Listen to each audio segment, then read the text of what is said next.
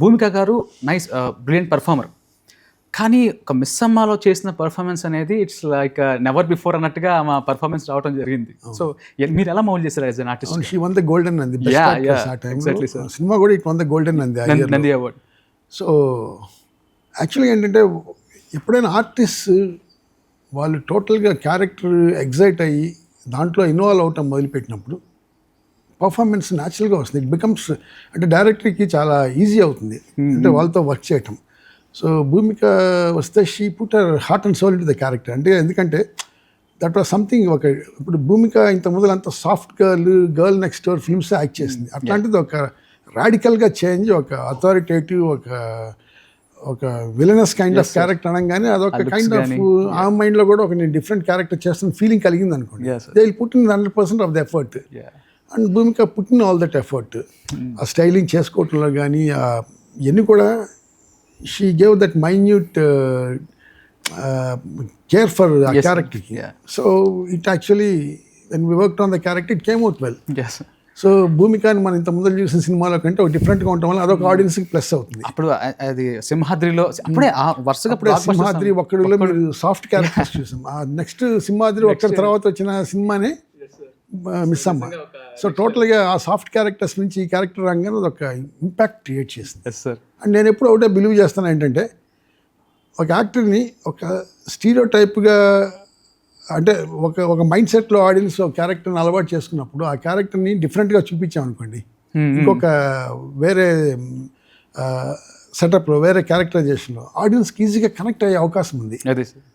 So that's why Bhumika characters come out very well and she's a character అలా మిగిలిపోయింది అందరి మైండ్లో. సేమ్ మళ్ళీ సేమ్ టైం అది లయ గారి పర్ఫార్మెన్స్ కానీ అంటే ఒకవేళ భూమిక గారిది కొంచెం హైలైట్ అవ్వటం వల్ల అవి కొంచెం తగ్గేమో కానీ బట్ లయ గారి పర్ఫార్మెన్స్ కూడా వన్ ఆఫ్ ది అసలు యాక్చువల్గా ఇందులో కీ రోల్ ఎవరంటే నా ఉద్దేశంలో లయ. ఎందుకంటే ఇప్పుడు Sivaji character, Bhumika character they are author backed. అంటే వాళ్ళ క్యారెక్టర్స్లో మీట్ ఉంది, అంటే there is so much of drive. కానీ లయ క్యారెక్టర్లో ఎటువంటి ఆథర్ సపోర్ట్ లేదు. It has to come solely from the artist performance. ఇప్పుడు ఆమె క్యారెక్టర్లో డైమెన్షన్ ఏం లేదు ఎక్కువ, కానీ అది ఆ నిలబెట్టాలి క్యారెక్టర్ అంటే they has been extraordinary performance. ఎందుకంటే regular housewife. So the real hero ఎవరని నేను చెప్తే ఇట్స్ లయ. అంటే వితౌట్ నేను ఆథర్ బ్యాక్డ్ సపోర్ట్ లేకుండా కూడా ఆ క్యారెక్టర్ని అందరి మైండ్లో ఇంజెక్ట్ చేయగలిగిందంటే దట్స్ లయస్ పవర్ఫుల్ యాక్టింగ్ అని చెప్పొచ్చు. Exactly sir. సో ఇంకా దాని తర్వాత ఇంకా జనాల్లోకి బాగా వెళ్ళింది ఏంటంటే మ్యూజిక్.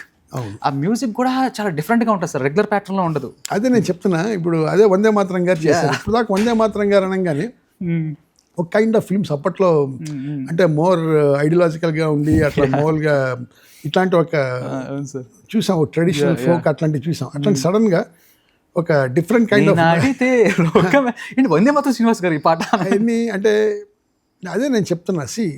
అందరిలోనూ వాళ్ళకి డిఫరెంట్గా చేయాలని ఉంటుంది. మనం చూసే ఆస్పెక్ట్లో వాళ్ళని ఇలా చేస్తే ఎలా ఉంటుంది అన్నప్పుడు అది ఒక డిఫరెంట్ ఇంపాక్ట్ క్రియేట్ అవుతుంది. అది అట్లానే వందే మాతరం గారు కూడా ఒక డిఫరెంట్ కైండ్ ఆఫ్ మ్యూజిక్ అతనిలో కూడా ఇవ్వగలడు. సో ఈ సినిమాలో ఏంటంటే ఆపర్చునిటీ అతనికి కుదిరింది.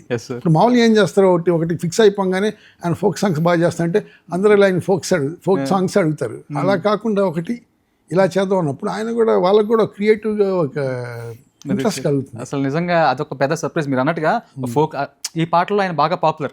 సో అలాంటి ఒక పర్సన్ ఇలాంటి ఒక పాట అనగానే అదొక పెద్ద షాక్ లా అనిపించింది. That was the impact. అందుకనే మీకు డబుల్ ఇంపాక్ట్ మాత్రం డబుల్ ఇంపాక్ట్ సార్ అంతా. సో భూమిక క్యారెక్టర్ అట్లాను ట్రెడిషనల్ రోల్ నుంచి అట్లా యాక్ట్ చేసింది. అలానే వందే మాత్రంగా తన ప్యాటర్న్ ఆఫ్ సాంగ్స్ నుంచి డిఫరెంట్గా చేయటం వల్ల అవన్నీ ఏంటంటే మనకు ఒక కొత్తగా అనిపిస్తాయి.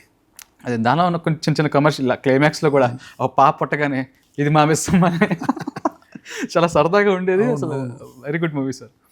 సో ఇప్పుడు మిస్ అమ్మ అయిపోయిన తర్వాత ఇంతకు మనం అనుకున్నట్టు షో ఎంత ఇన్స్పిరేషన్ అంటే నేను మీకు ఒక సంఘటన చెప్తా. 2015లో సినిమా కూడా కాదు, ఒక థియేటర్ ప్లేకి, అంటే నేను థియేటర్ యాక్టర్ సార్, ఒక థియేటర్ ప్లేకి ఒక నాటకం స్క్రిప్ట్ రాస్తున్నాం.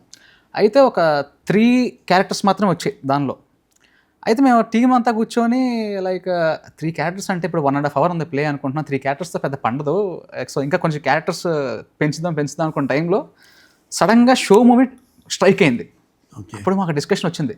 అప్పుడు నీలకంఠ గారు జస్ట్ ఒక 2 గంటల పైన ఉన్న సినిమాని ఒక 2 క్యారెక్టర్స్తో డ్రైవ్ చేశారు. మనం ఎందుకు చేయలేం, రాద్దాం పర్లేదు 3 క్యారెక్టర్స్ అయినా పర్లేదు అని చెప్పేసి మేము అంత ఇన్స్పిరేషన్ తీసుకున్నాం షో సినిమా గురించి. సో అసలు ఆ టైంలో ఆ ధైర్యం ఎందుకు చేయాలనిపించింది సార్ మీకు? ధైర్యం అంటే ఒకటి, ఇప్పుడు necessity is the mother of invention అంటారు. ఆ టైంలో నేను సినిమా చేయాలని చాలా ప్రయాసపడుతున్నా. సో నాకు అంత ప్రొడక్షన్ బ్యాక్ చేసే పెద్ద ప్రొడ్యూసర్ అట్లాంటివి ఏమీ నాకు లేవు. సో ఆ టైంలో Manjula was interested to make a film. Okay. But ఏంటంటే ఒక లిమిటెడ్ బడ్జెట్లో చేయాలని ఒక ఐడియా. సో ఆ లిమిటెడ్ బడ్జెట్లో అంటే వెరీ లిమిటెడ్ బడ్జెట్, దానికి సినిమాకి అయింది చాలా తక్కువ అయింది. సో ఆ లిమిటెడ్ బడ్జెట్లో సినిమా చేయాలంటే కథ చాలా ఇన్నోవేటివ్గా ఉండాలి. సో అప్పుడు నా మైండ్ ఏంటంటే, so I need to make that film. ఆ సినిమా చేయాలి నేను, ఎందుకంటే it will give me a break కాబట్టి. సో అప్పుడు నా మైండ్ దాని మీద ఆలోచించడం మొదలుపెట్టిన. హౌ అబౌట్ ప్రొడక్షన్ అంతా తగ్గించేసుకొని ఒక 2 క్యారెక్టర్స్ మధ్యలో తీసుకొని వస్తే ఎట్లా ఉంటుంది. సో ఇలాంటి ఒక మైండ్ సెట్తో స్టార్ట్ అయిన సినిమా కాస్త దాని మీద మైండ్ ఫోకస్ పెట్టే కొద్దీ నాకు స్క్రిప్ట్ అన్రావెల్ అవటం మొదలైంది. ఏదైతే ఫోకస్ చేస్తామో అది ఓపెన్ అవుట్ అవుతున్నట్టు అట్లా నాకు 2 క్యారెక్టర్స్ చేయటం వలన ఆ ప్రొడక్షన్ మైండ్లో పెట్టుకోవడం చేయటం వలన ఏమైందంటే ఈ స్టోరీ ఆ ఫినిష్ వచ్చింది. Okay sir. సో అక్కడ స్టార్ట్ అయింది. అట్లా నేను 2 క్యారెక్టర్స్ అనేది డిసైడ్ చేశాను. సో దీంట్లోకి ఎలాగా what could connect with the audience అన్నప్పుడు drama is very important. Sir.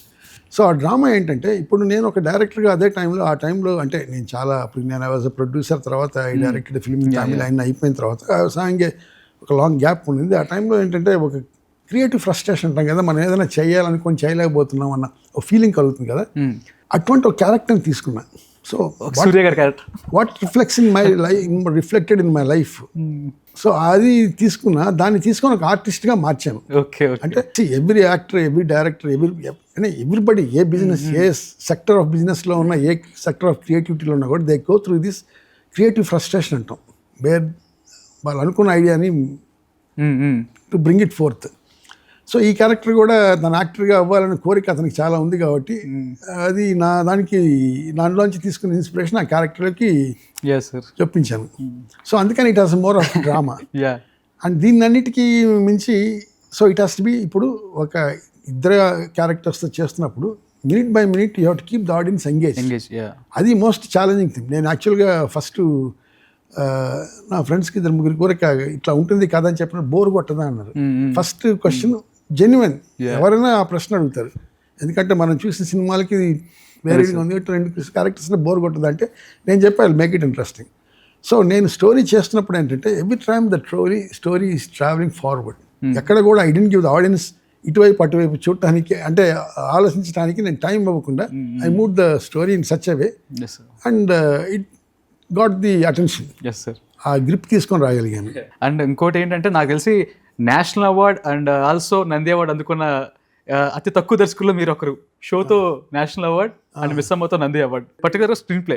అది యాక్చువల్గా ఆ వెళ్ళే కొద్ది కూడా సార్ ఆ షో క్లైమాక్స్ నాకు బాగా గుర్తుంది. చాలా చిన్నపిల్లలు ఆ సినిమా చూసినప్పుడు థియేటర్లో. అండ్ మా డాడీ కృష్ణ గారు అభిమాని, అందుకని వాళ్ళ అమ్మాయి సినిమా చూడడానికి నన్ను తీసుకెళ్లారు. బట్ స్టిల్ నేను అలా స్ట్రక్ అయిపోయా. ఆ క్లైమాక్స్లో ఆ మంజుల గారి పర్ఫార్మెన్స్ కానీ, ఆ సూర్య గారి ఇంపాక్ట్ కానీ ఒక హైలోకి వెళ్ళిపోతా ఉంటారనమాట. సో మంజుల గారి సంగతి పక్కన పెడితే సూర్య గారిని సెలెక్ట్ చేసుకోవడానికి గల కారణం ఏంటి సార్? అంటే నాకు అప్పుడే సూర్య వాజ్ జస్ట్ బికమ్ క్యారెక్టర్ ఆర్టిస్ట్గా పాపులర్ అవుతున్నాడు. బట్ నాకేంటంటే సూర్యలో నాకు ఆ మిడిల్ క్లాస్, అంటే ఆ క్యారెక్టర్లో ఒక అప్పుడప్పుడే అప్కమింగ్గా ఉండాలి, అంటే అప్పుడప్పుడే ఇంకా మనకు ఎక్కువ పరిచయం అయి ఉండకూడదు అనేది నా ఫీలింగ్ ఆ క్యారెక్టర్. ఓకే. సో ఎందుకంటే అది మోర్ కన్విన్సింగ్గా ఉంటుంది కాబట్టి సూర్య అప్పుడప్పుడే characters was coming in to popular lime లైట్లోకి వస్తున్న టైం. సో నాకైతే middle class one who is aspiring to become a something in life అనేది అతని క్యారెక్టర్లో కరెక్ట్గా రిప్రజెంట్ అవుతుందని నాకు, అతను పెట్టుకుంటే కరెక్ట్గా రిప్రజెంట్ అవుతుందని నాకు ఫీలింగ్ కలిగింది. అందుకని నేను సూర్యాన్ని సెలెక్ట్ చేయడం జరిగింది. అండ్ అంతకుమించి ఏంటంటే is a very good performer. Yes sir. అంతకుముందు నేను కృష్ణారెడ్డి గారి సినిమా చూసి దాంట్లో ఒక కామెడీ రోల్ చేశారు, ఒక అమ్మ ఒక నాన్న అని ఏదో. చాలా ఎంటర్టైనింగ్గా ఉంది. నాకు I thought this guy is a great actor. So ఇటువంటి క్యారెక్టర్ చేస్తే కానీ ఇతంటి వ్యక్తిని పెట్టుకుంటే కానీ it will be very good. నాకు అప్పుడు ఏంటంటే యాక్చువల్గా మంచిగా ఆస్క్ మీ అంటే ఇంకెవరినైనా తీసుకోవచ్చు ఏదంటే నేను చెప్పాను ఇట్లా ఉంటే క్యారెక్టర్ బాగుంటుంది, మనకు ఆ క్యారెక్టర్ ఏంటంటే ఒక లోకీలో ఉండాలి. Yes sir. So Manjula also said yes correct, it's better choice అని చెప్పి she also agree to that. Yes sir.